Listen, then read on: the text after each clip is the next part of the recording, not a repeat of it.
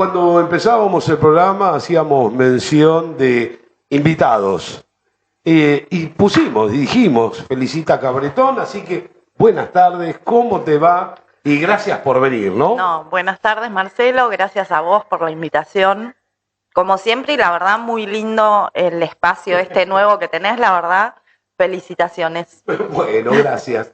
Felicita, en realidad el otro día siempre me comunicás un montón de cosas que hacen ustedes, a veces como concejal y otras veces de distintos espacios, algunos políticos o sociales, ¿no? Pero contanos lo que me mandaste. Bueno, el otro día te mandé una especie de comunicado de prensa donde informamos que desde el espacio de mujeres Elvira Rawson vamos a estar todos los días, de mañana y de tarde, para las personas que quieran saber en qué lugar les toca votar, nosotros facilitarles, digamos, eso, hacerles saber en qué mesa y en qué escuela les toca. La verdad es que nosotros estamos ubicadas en un lugar que es 59, casi 80, donde transita muchísima gente, a la mañana, a la tarde, y sobre todo ahora que empieza otra vez el ritmo escolar, después de las vacaciones. Y la verdad que los primeros días que estuvimos, la gente enseguida donde ve el cartel que dice querés saber dónde votás, es como que automáticamente lo pide. Sí, la verdad que también es bueno porque siempre eso genera otro tipo de preguntas. Bueno, ¿dónde tienen que votar? Algunas personas han hecho consultas porque les ha tocado la citación para ser vocales o presidentes de mesa, a ver cómo se tienen que presentar, qué tienen que hacer, algunos porque no pueden porque están trabajando. Entonces termina siendo, digamos, un lugar donde se pueden evacuar un montón de dudas respecto del acto eleccionario, ¿no? Claro, claro. Y porque vemos distancia del ciudadano con respecto a las elecciones, pero sin embargo estás viendo otra. Sí, a ver, la gente se acerca y pregunta porque quiere saber en qué lugar le toca votar, pero sí hay muchísimo enojo, eso se nota, no hay definiciones claras de la gente, no hay, porque muchas veces pasa que uno sabe las tendencias o más o menos la gente dice yo tengo mi corazoncito, en realidad ahora la gente lo que manifiesta es muchísimo enojo, que bueno, con razón, ¿no? Porque la verdad que la está pasando mal, y eso de alguna manera se refleja o se reflejará cuando emitan su voto, ¿no? Se reflejará. Es más, creo que hasta una de las cosas que nos llama la atención, que no sucede o no ha sucedido en elecciones anteriores, o por lo menos yo no lo he notado, es que es tal el enojo, la decepción y la frustración que tiene la gente con la política y con los problemas cotidianos que tiene, que lo local hasta ha pasado a un plano secundario. Sí. No, o sea, porque la gente, la realidad que le toca todos los días, la hace pensar en cambiar el gobierno nacional. Y eso se ve porque es muy pocos el que puede sacar el tema de lo local. Sí. Pero fundamentalmente se habla de lo nacional. De lo nacional. Es como que no pareciera que no está instalado que se va a votar candidato a intendente. También, claro. Porque realmente la gente está en la vorágine que está viviendo con la situación económica, ¿no? Situación. Ahora, recién lo nombraste y sos parte de ese espacio. Elvira Rawson.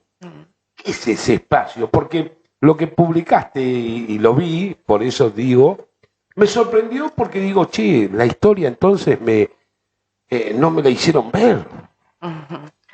Bueno, la verdad que Elvira Rawson, nosotros somos un grupo de mujeres que cuando decidimos tener un espacio propio para generar un vínculo con otras mujeres, más allá de lo ideológico. Más allá de lo ideológico, porque nosotras siempre decimos, cuando empezó esto de la paridad, primero el cupo y luego la paridad, lo que necesitamos las mujeres es empezar a ocupar esos lugares de poder y que diferentes mujeres con diferentes perfiles y diferentes ideologías se animen a enfrentar eso. Por eso nos parecía que un espacio así puede empezar a generar otro vínculo con las mujeres y que puedan empezar a acercarse y a tener una participación ciudadana y política. Bien. Elvira Rawson es porque nosotros somos mujeres radicales las que comenzamos con esto. Elvira Rawson participó de la Revolución del Parque, fue la segunda médica en la Argentina, reconocida por ALEM por su participación en la Revolución del Parque. Y la verdad que como mujeres radicales creemos también en la necesidad de reivindicar y hacer conocer las mujeres que nos antecedieron y que fueron siendo los pilares para un montón de derechos que se fueron adquiriendo después. La verdad es que Elvira fue una de las que sentó base junto a otras para que después Eva Duarte pudiera dar lugar a tener el voto femenino, ¿no? El llamado voto femenino. Entonces, para nosotras era muy importante poner ese nombre porque es una manera de reivindicar a las mujeres, las primeras mujeres radicales, que sentaron las bases dentro del partido y hacer que sean reconocidas en la comunidad, porque la verdad siempre te terminan preguntando quién fue Elvira Rawson. Claro. Y eso da pie para mostrar la historia que tenemos. 133 años de la Revolución del Parque. Así es. ¿Y por qué no se, no digo promocionar, pero por qué no se discute, por qué no se trae a la actualidad, o es tan histórico como si la realidad hoy no tuviera situaciones similares, si querés, de alguna manera? Mira, dentro del radicalismo, obviamente que los parámetros o a veces las palabras son exiguas para hacer las comparaciones, ¿no? Pero creo que el radicalismo luego de esta nueva o de este nuevo proceso, digamos, eleccionario, donde es parte de una coalición como es Juntos por el Cambio, después de esto va a haber también un antes y un después dentro del partido donde se tendrá que reconfigurar y empezar a mirar a esas épocas, a esos inicios del radicalismo, a los fundamentos, a nuestra ideología y a los principios y a los valores por los cuales nació la Unión Cívica Radical, ¿no? Entonces es necesario, y va a suceder así, porque de hecho muchos de los que militamos dentro de líneas internas, como es la corriente de opinión nacional, con Freddy Storani estamos trabajando en eso, estamos trabajando para luego de esto empezar a reconstruir esa parte del radicalismo que está viva como siempre, pero que necesita empezar a tomar otro protagonismo porque realmente creo que quedó a la vista la conformación de Juntos por el Cambio, en las dos listas que hay dos vertientes muy marcadas dentro del radicalismo. Que yo lo veo como algo positivo, más allá de todo lo que podamos decir, es algo positivo, porque después de esto va a haber un antes y un después dentro del radicalismo. Cuando me mandabas la historia, y en Instagram está, ¿no? En la historia de Elvira Rawson de Cochea, claro, hace mención al radicalismo pura y exclusivamente, 1890, etc. Pero fue una mujer de las primeras, quizás, y encima médica, pero estaba oculto. Exactamente, estaba oculto y aparte ni siquiera el propio radicalismo ha reivindicado o ha hecho notar el valor de estas mujeres. Porque no solo por su participación, digamos, de militante política, sino como feminista y hasta como médica, porque ella basó su tesis en los cuidados de la mujer, fue de las primeras que habló de la sexualidad de la mujer. Estamos hablando de 1890. Esa gran mujer, Elvira Rawson, fue quien se sumó a la Revolución del Parque como médica, pero con principios y valores de qué era lo importante y lo que había que hacer en ese momento y no dudó. Fue una madre excelente, con muchísimos hijos, demostró que se podía trabajar y luchó incansablemente por los derechos de la mujer. Entonces, por eso nosotras las mujeres que estamos dentro de un partido político, en este caso la Unión Cívica Radical, que accedemos a lugares de poder, como me ha tocado a mí en este caso ser concejal, creo que es necesario y tenemos la obligación de hacer conocer a estas mujeres que han hecho parte de la historia grande de nuestro país, han sido parte, como Elvira Rawson. Claro, claro. Pero estaba oculta, estaba... porque, a ver, uno se pone en el lugar, en plena batalla, mujeres, bueno, ayudando a los heridos. No era común, me imagino, en aquella época. Estando al frente, como se dice, no, al frente. No con un fusil, pero sí con la cura, con la ayuda, ¿no? Y desafiando al poder, que en ese momento le estaba indicando que hiciera lo contrario, ¿no? Bueno, sí. Y no dudó un segundo, o sea, salió a curar heridos porque quería cumplir con sus valores y el por qué ella había estudiado medicina. Claro, claro. Y le dan la orden que solamente los del gobierno. Solamente los del gobierno. Y ella dijo que no. Agarraron una especie de ambulancia de lo que era en ese momento y bueno, salió a curar heridos, por eso fue que Alem le hace el reconocimiento que le hace después, porque instalaron un hospital de campaña donde ahí curaban a los heridos de la revolución, ¿no? Traer a la actualidad esto, porque uno se pregunta, sí, entonces los relatos de hoy, ¿son ciertos? ¿Por qué no nos contaron todos los relatos? Hablemos del caso de la mujer o del tema género en general. Digo, sí, pero parcialmente entonces. Sí, a ver, algo que también es llamativo en la historia de Elvira, ella se costeó sus estudios de medicina porque, bueno, se había recibido de maestra, pero su familia no estaba de acuerdo en que ella estudiara medicina. Entonces, bueno, mientras ejercía de maestra, costeó sus estudios, digamos, para poder recibirse de médica. La verdad que Elvira es un ejemplo de lucha y de reivindicación de valores y sobre todo para tener en cuenta las mujeres y cuando se habla de feminismo, ¿desde qué lugar se habla, no? Porque no es, y nunca lo plantearon tampoco, lo planteó Elvira con Julieta Lanteri y muchas más que militaron juntas, el estar en contra de los hombres, sino estar en igualdad de derechos y de sumar a los hombres a esas luchas, ¿no? Para lograr la igualdad de derechos de hombres y mujeres, ahora, no unos en contra de otros. Ahora vos ves que Aristóbulo del Valle, Leandro N. Alem, le dieron la palabra en plena acto electoral sería, no de electoral.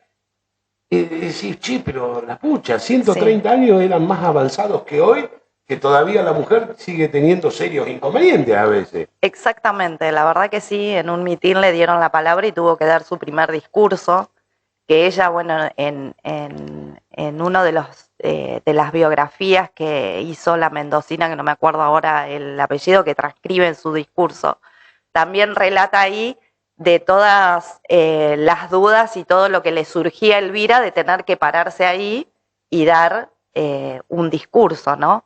También una de las características que tenía ella era que tenía mucha facilidad, digamos, para poder expresarse y lo hizo muy bien públicamente. Y es verdad que cuando nosotros vemos y escuchamos parte de la historia como esta de tantas mujeres y venimos a la actualidad, hay muchas cosas que no han cambiado o que siguen siendo iguales o en muchos casos peores aún, sobre todo con la participación de las mujeres en la política, ¿no?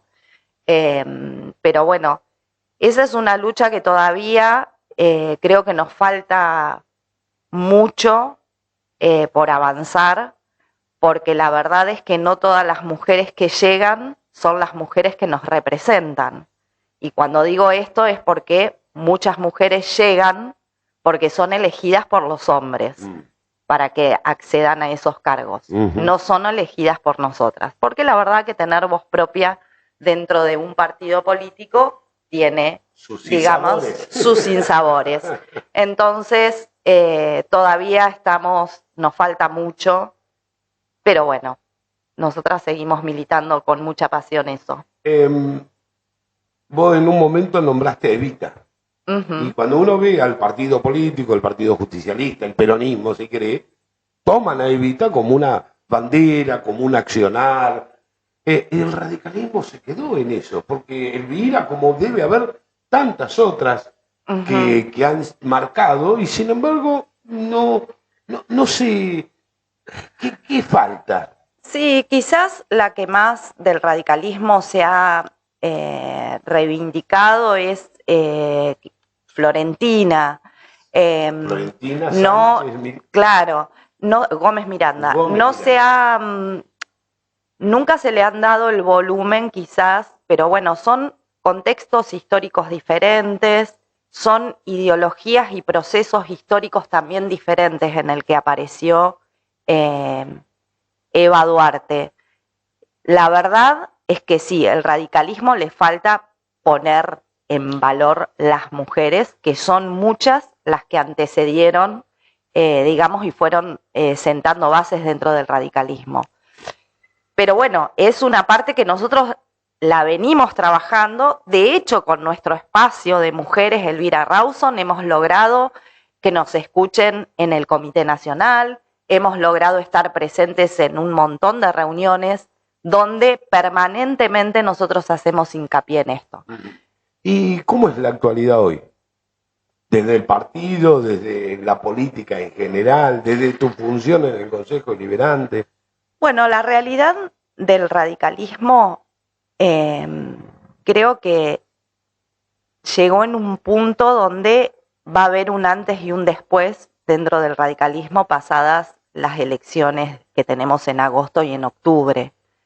Creo que el radicalismo, si bien ha sido necesario integrar esta fuerza que es Juntos por el Cambio, porque individualmente ni el radicalismo, ni el PRO, ni los partidos que componen la coalición hubieran o podrían llegar, digamos, a acceder al poder, creo que es necesario que el radicalismo se reconfigure nuevamente y empiece a debatir nuevamente las bases y las bases y los valores, reafirmarlos de los que nos dieron origen, ¿no?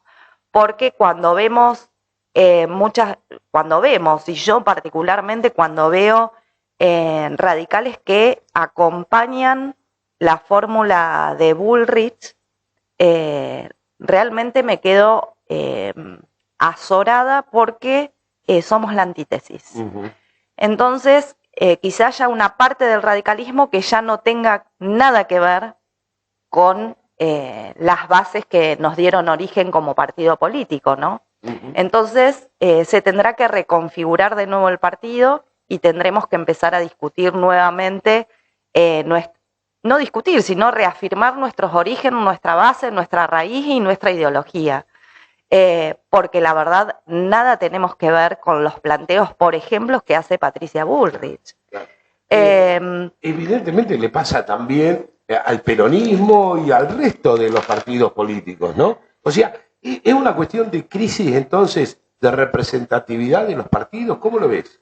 A ver, no sé si es crisis de representatividad porque más allá de que les pase lo mismo al peronismo, la verdad que el peronismo y el radicalismo tenemos configuraciones, somos partidos políticos totalmente distintos, desde nuestras bases ideológicas hasta nuestra configuración, digamos, y nuestra institucionalidad. Y con los mecanismos que tenemos nosotros de elecciones internas y de búsqueda de representatividad. Lo que creo que hay es un cambio cultural, además, porque no tiene que ver con una cuestión tampoco generacional o que es necesario renovar y que esa renovación por edad signifique una renovación partidaria. Lo que ha cambiado es, realmente hay dos vertientes muy marcadas, con bases que evidentemente son diferentes o que han empezado a pensar, por ejemplo, el tema de la educación pública. Los planteos de Patricia Bullrich no tienen nada que ver con lo que pensamos los radicales de la educación pública. Entonces, la crisis no es de representatividad, sino que hay dentro del radicalismo radicales que dicen representar el radicalismo, pero en realidad están representando otra cosa. Futuro en general, ¿cómo lo ves? La verdad que veo un futuro muy difícil, muy complicado.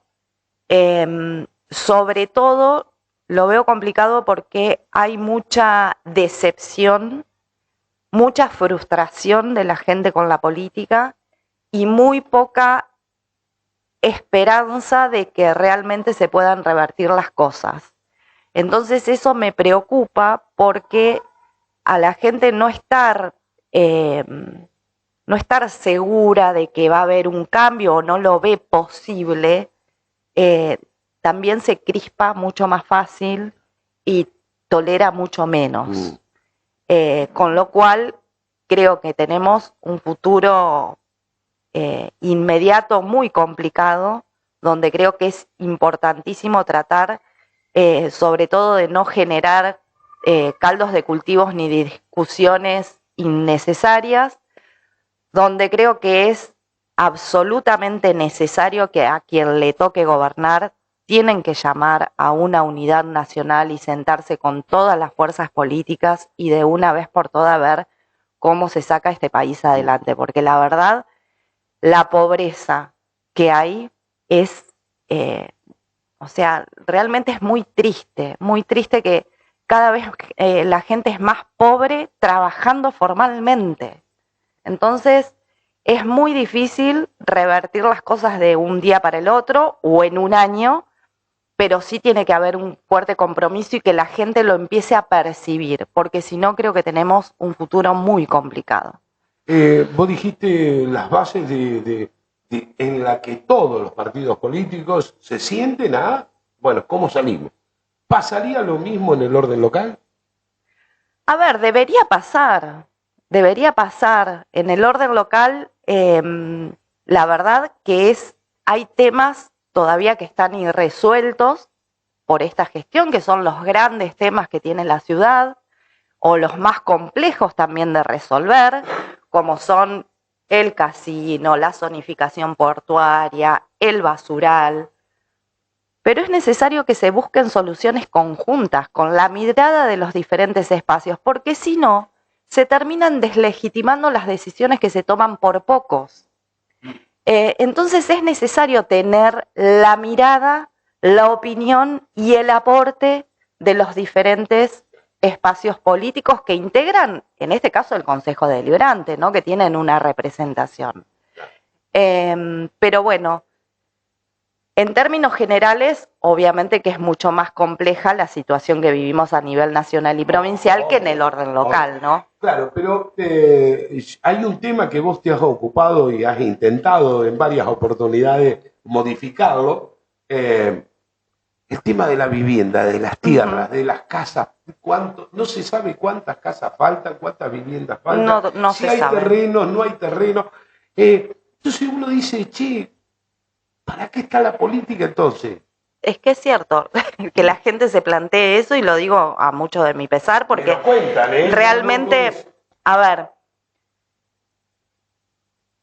los problemas que tenemos en la política es porque los propios políticos, porque me tengo que hacer cargo por el rol que ocupo, hemos ido en detrimento de espacios o de las instituciones de la democracia como son en este caso el Consejo Deliberante. ¿Y por qué digo que hemos ido en detrimento de nosotros mismos? Porque cada vez nos atrevemos a discutir menos o a tomar la impronta de temas que podemos solucionarle a la gente desde esos ámbitos. Y con esto que yo he insistido desde el día que asumí como concejal, el tema de la vivienda es un tema que es complejo, pero que si en el orden local se tiene una mirada, una política pública y se definen políticamente ciertos criterios para avanzar en la resolución, se puede hacer, porque de hecho hay otros distritos que lo vienen haciendo. Entonces, hay problemas como esto que es cierto, a ver, ningún intendente tiene la solución para